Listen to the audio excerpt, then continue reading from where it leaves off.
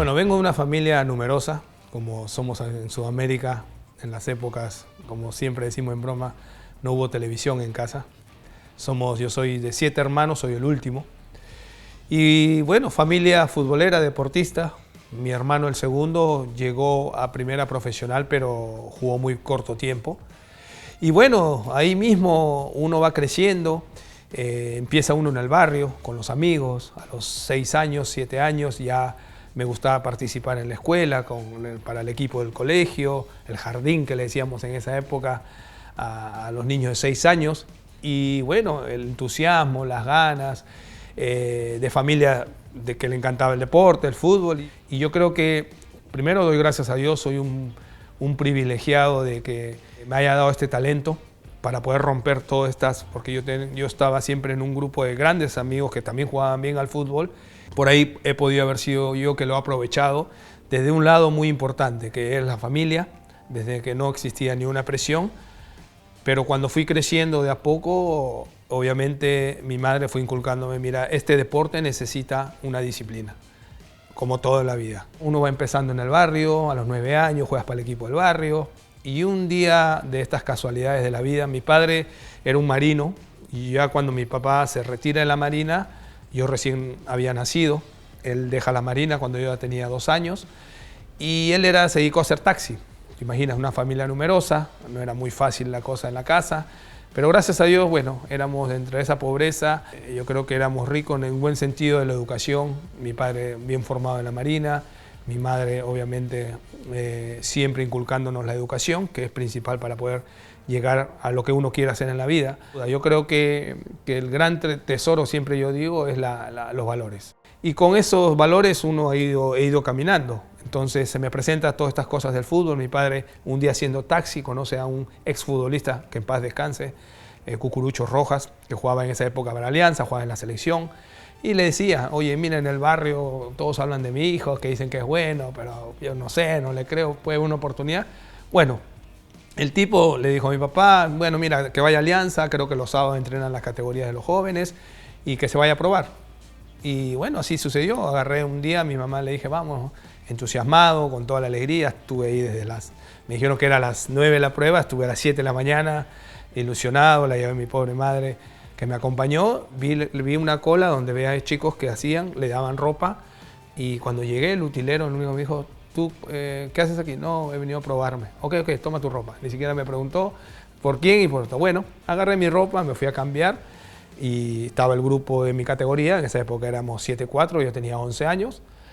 Y empezó el partido de práctica, y lo mejor que me pudo pasar es que terminé el partido de práctica y el profe El Cholo Castillo, que es un gran formador, descubridor de grandes talentos por muchos años en Alianza Lima, me dijo, chico, vente la próxima semana.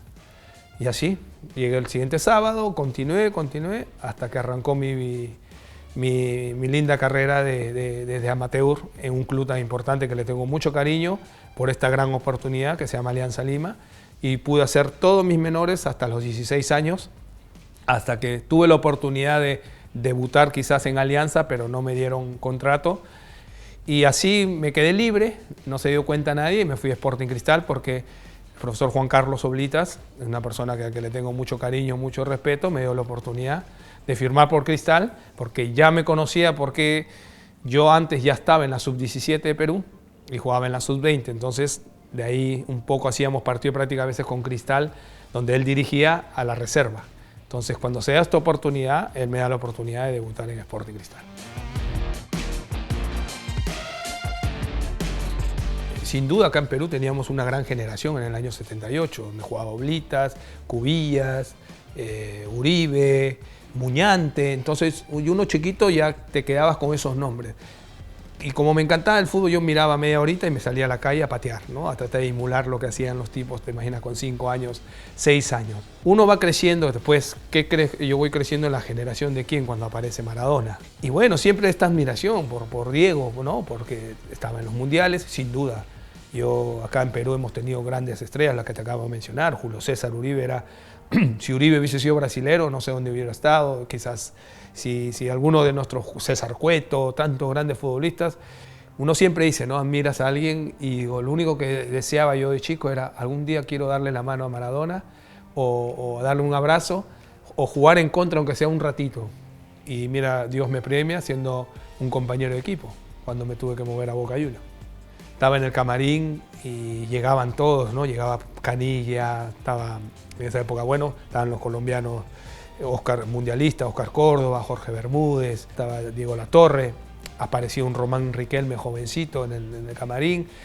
Y bueno, y faltaba el máster, ¿no? Todo el mundo estábamos ya listos para empezar a entrenar y él no llegaba y no llegaba.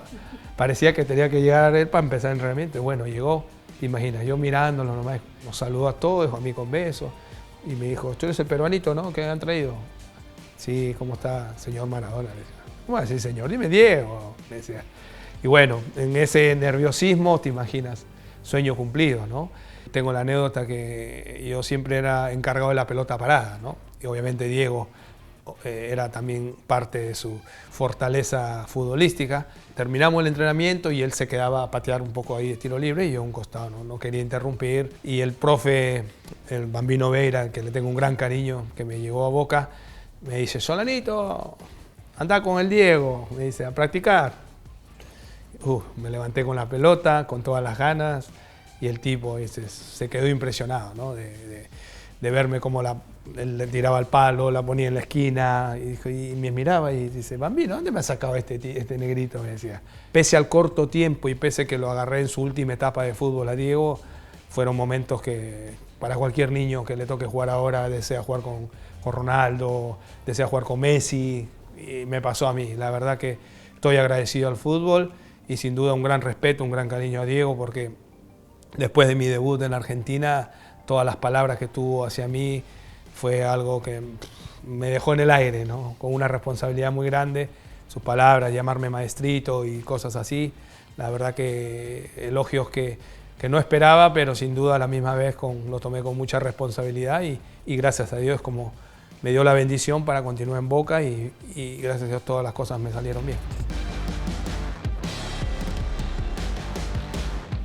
Llegar a la Premier, en esos años la Premier empezaba con esa fuerza acá en Sudamérica a hacerse una liga competitiva, más competitiva, paso a paso, y me tocó estar en una liga de un fútbol diferente, pero después, digo, esta pelota se juega, no sé si en Marte habrá vida, pero el fútbol se juega con la misma pelota y 11 contra 11, y no hay que cambiar nada, hay que poner lo que uno sabe, por algo te contratan, ¿no?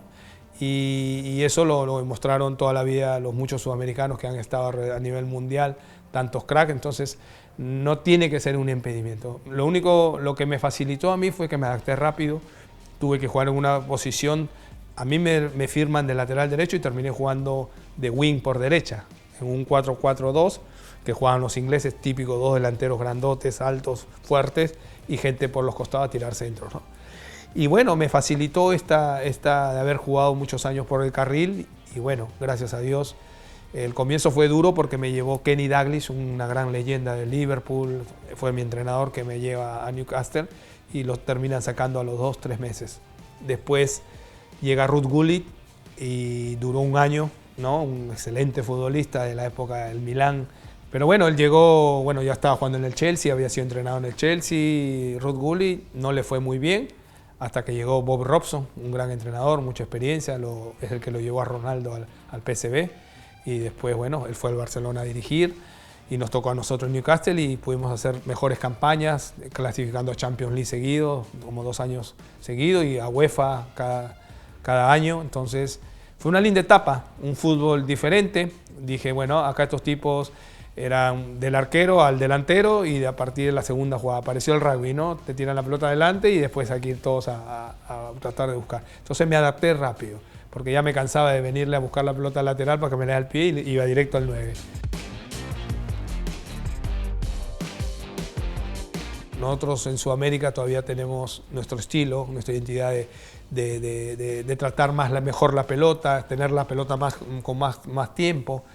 El europeo es un poquito más vertical, más intenso en todas las situaciones, segunda pelota, y era muy físico, ¿no? Tipo grandotes, todo. Entonces, pero yo, como te decía, gracias a Dios que nosotros no tenemos que perder nuestra esencia, porque ese amague, cuando un tipo ya lo veía, salían a 20 por hora sin freno, Entonces, cuando lo enganchaba, el tipo seguía de frente. Entonces, eso es un poco que uno pude rápido descubrir entre el amague, porque me acuerdo, llegaba una pelota al fondo y el lateral se me venía ya deslizando, amagaba que iba a tirar al centro, lo enganchaba y el tipo se iba con el lineman y el banderín hasta el córner y ahí, bueno, aprovechaba y tiraba el centro. Entonces uno va reconociendo estas cosas, pero sin duda hay que adaptarse. Yo creo que uno se tiene que, sin perder nuestra esencia, pero hay que adaptarnos a lo que te exige el nivel donde vas a jugar, ¿no?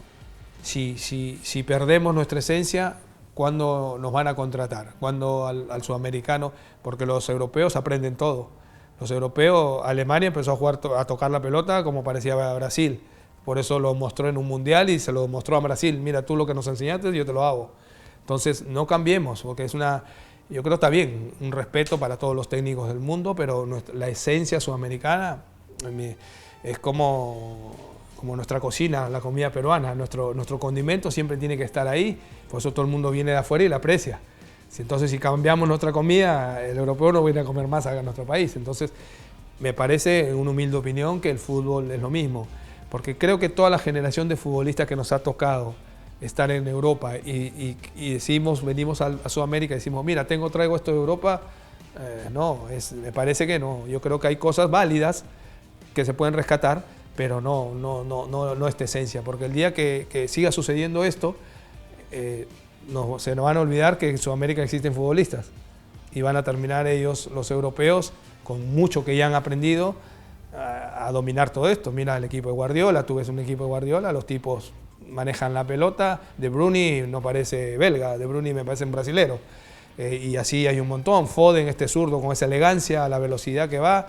Entonces, porque van aprendiendo y se van palpando de todos estos sudamericanos que todos van para allá, estos chicos van copiando. Ellos, yo me acuerdo, tienen mucha admiración, siempre tienen admiración al sudamericano. ¿Por qué? Porque yo les digo, la diferencia entre ustedes y nosotros es que nosotros cuando arrancamos con el fútbol, no es como ustedes arrancan en el fútbol. Tú cuando ya arrancas en el fútbol tienes la cancha que parece una mesa de billar. Nosotros tenemos que sacar las piedras, hay que sacar a la vaca, al perro que si está durmiendo ahí, dependiendo de donde te toque jugar. Entonces, todas esas cosas, pero esas cosas uno las valora porque aprendes mucho. Nosotros, ¿qué aprendemos en Sudamericano? La habilidad, a que una pelota no te viene derecha, te viene dando bote, no sabes si es un conejo, va saltando de aquí para allá y después tienes que mostrar un control diferente. El europeo te espera con el pie abajo firme, porque eso viene como una bola de billar. Pero acá nosotros tenemos que estar entre el suelo y la mitad del cuerpo hacia arriba en el aire porque no sabemos para dónde va. Entonces, creería yo, en esta humilde opinión, de que no perdamos nuestra esencia porque si no, veremos fútbol en 5 o 7 años y no vamos a ver sudamericano. Sin duda, la verdad que es un país espectacular y por algo está donde está ahora. Creo que me parece que tomó este nivel de estar el número 1 a nivel mundial, ¿no? Y después, bueno, fue una etapa que ya yo venía culminando en Europa. Ya fue mi último equipo de Premier, fue el West Ham, del 2007 al 2008. Ya estaba yo con 32, 33 años me parece, 34 años. Ya iba sintiendo el rigor de lo que era jugar en Premier.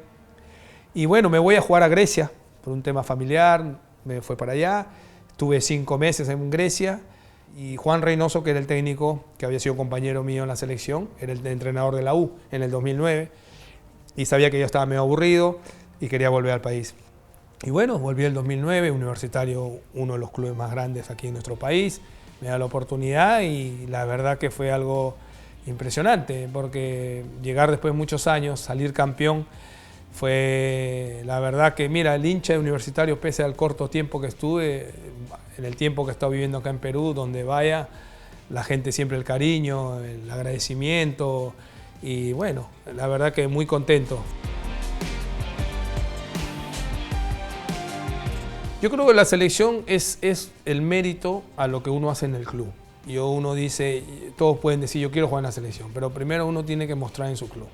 Y yo, gracias a Dios, la selección la siento desde una sub-17. Yo estuve en una selección, una sub-15, sub-17, sub-20, sub-23 y hasta mayores. Y yo creería que uno siempre, esto está, en mi opinión, esto lo tienen que tener todos los futbolistas. Si tú dices, quiero ir a la selección, pero ¿qué hago para ir a la selección? Tienes que estar en un buen nivel. Para jugar en la selección, uno siempre dice, ¿van los mejores? Sí, pero a veces hay tantos buenos que a veces no todos pueden estar en la selección, pero sin duda hay que trabajar fuerte, hay que hacer todo lo mejor y es lo que yo creo que al futbolista es lo máximo que te puede pasar en el fútbol, es representar a tu país. No tuve, gracias a Dios, la oportunidad de poder estar en un mundial, lo estuve desde el banco, como ya del otro lado, no como futbolista, el sentir, escuchar tu himno, sentir a la gente que te va, sentir a tu propia gente en un mundial fuera de tu país, fue algo espectacular. La piel era, lo habrán contado los chicos, pese a que yo ya no jugaba, pero uno lo sentía, al escuchar la piel se te ponía de gallina. Entonces, creería yo que la selección es lo máximo que le puede pasar a un futbolista y gracias a Dios tuve yo este pensamiento y ya estuve contento de estar en una sub-17, estar en una sub-20 y poder obviamente llegar a la selección mayor, a la máxima, ¿no? Y jugar muchos años. Vuelvo a repetir, no tuvimos la suerte de poder conseguir cosas a nivel internacional, de clasificar a un mundial, pero sin duda contento de haber jugado 96 veces por mi selección, sin duda siempre con todas las ganas, como fueron todos mis compañeros que vinieron a representar, es lo mejor que le puede pasar, como vuelvo a repetir, a cualquier futbolista representar a tu país. La Copa América siempre es otro torneo importante porque es a nivel selección, como siempre jugar con las mejores selecciones sudamericanas y nada, son experiencias que bueno, lastimosamente no pudimos llegar lejos. La más cerca pudimos ir en el 98, me acuerdo, el 99 fue la Copa América en Paraguay, donde nos quedamos afuera por penales con México. Fue una bronca porque el de México hicimos un partido a uno, una gran selección mexicana, me acuerdo, íbamos ganando 3-1, nos empataron 3-3 y ahí fuimos a los penales y no nos fue bien. Pero me parece que ese partido de Copa América fue un partido que a una selección mexicana que venía, me acuerdo de esa época, había hecho una gran campaña, el Pájaro Hernández, Campos, el arquero, una gran generación de fue de México, podíamos haberlo liquidado el partido, pero nos dormimos en esos minutos y nos costó la eliminación, ¿no? Nos quedamos por penales, pero me parece que ese fue un partido redondo que pudimos haberlo sacado adelante. Con la selección yo creo que todas las selecciones son duras, obviamente, unas más duras que otras, pero siempre la motivación. Yo creo que uno siempre dice jugar contra Argentina, jugar contra Brasil, hasta Uruguay mismo. ¿Por qué? Uno dice la motivación porque eran futbolistas que ya estaban en Europa, consagrados, exitosos, y uno decía, porque en la etapa cuando me tocó jugar al comienzo de eliminatorias, uno decía, hoy jugaré contra Cafú, jugaré contra, no sé, en esa época Ayala, en Crespo, todos estos grandes futbolistas, ¿no? de Argentina, ¿dónde los puedes encontrar? A nivel de eliminatorias, y era una extra motivación, pero siempre duro y difícil, ¿no? Pero nosotros, gracias a Dios, entre no tener un resultado positivo, les hacíamos buenos partidos, siempre, pero ellos lo decían, siempre ha sido complicado porque es una extra motivación, pero sin duda Sudamérica, si vas a Bolivia tienes que jugar en esos 3.500 metros de altura. Vas a Ecuador, ese equipo siempre duro, jugar en ese, no es tan alto como La Paz, pero esos 1.800, 2.000 metros que tiene ahí Quito, Bogotá, pero bueno, Colombia normalmente te lleva el calor, en esa época nos llevaba ya a Barranquilla a jugar un poco en esta humedad. Pero al margen de esto, siempre es selección y juegas contra los mejores, ¿no? Entonces nos ha costado, siempre ha sido duro, pero sin duda estos dos países siempre han estado ahí por las razones que conocemos todos, de tener esta producción de estas grandes figuras a nivel mundial. Nosotros estamos en una etapa hablamos mucho, acá se habla en el país mucho recambio, ¿no? Es muy fácil esta palabra de emplearla, pero no es fácil hacerla. En este caso al profe Fossati o Juan no le fue fácil hacer este recambio que se habla. Primero por muchas razones que me vengo hablando hace mucho tiempo. Nuestro fútbol tiene que mejorar en muchos aspectos. Nosotros tenemos que mejorar los campos de fútbol. Cuando el dirigente entienda que el campo de fútbol es muy crucial para poder jugar un fútbol con mucha precisión, con mucha intensidad, que la pelota tenga un ida y vuelta, es lo que los campos de fútbol, por eso cuando vas a una sudamericana o te toca jugar en campos con lluvia o campos mojados, te da esta intensidad, esta verticalidad para jugar al fútbol que se necesita, y hay que tener técnica, porque hay que saber parar una pelota a más de 70, 80 kilómetros por hora y parar una pelota que te venga despacio y con bote o lo que sea. Entonces hay muchas cosas que hay que mejorar. Si empezamos a trabajar desde ya con todas estas cosas para ir mejorando, los recambios se van a venir dando. Si seguimos como las épocas anteriores, es como el cactus en Perú, ¿no? Los futbolistas son como el cactus, no le echamos nada, pero siempre crecen. Hay futbolistas que aparecen, no sé cómo, no llueve, no les cae agua, están en desierto, pero aparecen verdes grandes. Entonces nosotros deberíamos cambiar eso, porque si seguimos con esa mentalidad vamos a pasar una etapa muy dura. Hoy en día muestra nuestro campeonato local, que no tengo nada en contra de los extranjeros, a mí me han tratado, yo he jugado afuera, el fútbol está para todos, bienvenidos, pero creería yo que si nos vamos a acostumbrar a traer y no producir, después el que lo va a sufrir es la selección. Miras el torneo local, todos son extranjeros, sobre todo en los puestos claves. Ves arqueros, muchos arqueros extranjeros. Ves centrales, un montón de centrales, casi la gran mayoría tiene centrales extranjeros. Ves delanteros, los grandes sobre todo tienen la gran mayoría extranjeros. Entonces es un tema que hay que ponerle conciencia a los clubes, todo. Acá hay que buscarle un formato como para que el futbolista peruano crezca o tenga la oportunidad. Y esto es lo que nos está pasando con la selección. Estamos tratando de exprimir a futbolistas que quizás uno dice ya, llegaron a un límite por muchas razones, de repente la edad o por otras circunstancias, ¿no? Que ya el cuerpo no te va respondiendo igual, aparecen lesiones. Pero bueno, esperemos que el profe Forzati dé este vuelco a este comienzo que le tocó duro, difícil vivir a Reynoso, donde quizás la idea, las ganas de lo que hablamos de este recambio lo quiso hacer, pero no es el momento porque la selección no te espera. Lastimosamente no es un sitio donde para hacer recambios quizás un club te puede dar el tiempo, pero la selección es algo que el fervor de la gente y hay muchas cosas, intereses alrededor de lo que es el fútbol. Y no sé si los sponsors, todos los que van, te van a esperar hasta que tengas un resultado acá 6 años o 8 años. Entonces todo esto es natural y normal, pasa en todas las selecciones. Entonces yo creo que Perú le está tocando esta transferencia, esta transición de cambiar de futbolista, y el profe Forzati va a tener que lidiar con todo eso, y va a estar una copa donde va a estar dura como siempre lo que es la Copa América, pero creería yo que la hinchada está esperando a ver qué pasa con el tema de la eliminatoria, que es lo que ha quedado ese sinsabor grande de no poder avanzar, ha hecho los puntos suficientes para darnos esta esperanza de decir nos metemos para lo que venga más adelante, ¿no? Yo creo que la mejor apuesta que uno puede tomar es cuando hay una oportunidad tomarla. Yo siempre digo, si todos tuviéramos una varita mágica o algo donde leer el futuro, qué vamos a hacer y nos va a pasar esto, yo creo que la vida es así, la vida es de tomar estas oportunidades donde se te presenten. Después Dios sabrá aquí cómo las cosas irán. Te imaginas, a veces dicen, no, si no hubiera hecho esto, si todos no retrocediéramos, pudiéramos mirar para atrás y yo creo que es algo que no va a suceder en la vida, a nadie le sucede en la vida. Yo creo que gracias a todas estas cosas que uno puede cometer, ¿no? Hacer cosas buenas, cometer errores, de los errores uno va aprendiendo. Yo me parece que ese es así la vida. Yo creo en estas cosas que siempre no le tuve miedo a decir, ya, me voy. Cuando me dijeron de Boca Juniors, no, quédate, que no, Inglaterra, que me quería este club, no, me voy. De repente me dice que iba en Boca un año más y ganaba todo lo que ganó.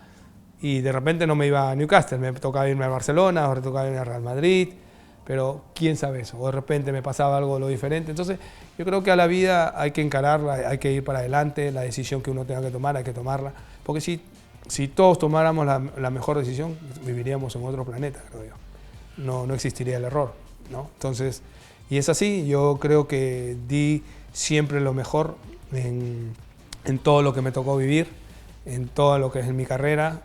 Después las cosas fueron bien, fueron mal, pero no me arrepiento de nada, no me arrepiento, siempre tengo convicción y es ahora, y es así, creo que la vida es así la llevo la vida, porque vuelvo a repetir, si supiéramos qué va a pasar el día 2025 en junio, ahorita mismo hago maletas y me voy al sitio donde sé lo que va a pasar, pero nada, es así la vida, pasan estas cosas y ahora bueno, me toca este desafío en mi carrera ya del otro lado como entrenador. Creo en eso, en el destino.